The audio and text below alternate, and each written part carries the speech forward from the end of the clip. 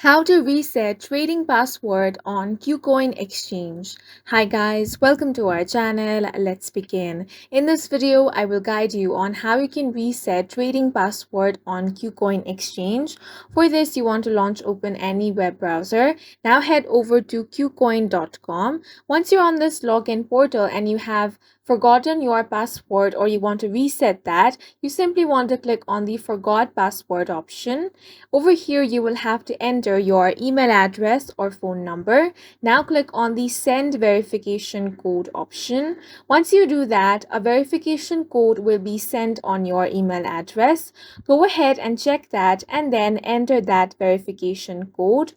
Once you have entered the 6-digit verification code, here you will get to now create a new password. So go ahead and create your new password. After that, enter that password again for confirmation. Once that is done, click on the confirm option. As soon as you do that, your password is going to be reset and now you can easily log in using your new password. And that's it for this video. If you found it helpful, please make sure to hit the like button and subscribe for more videos like this.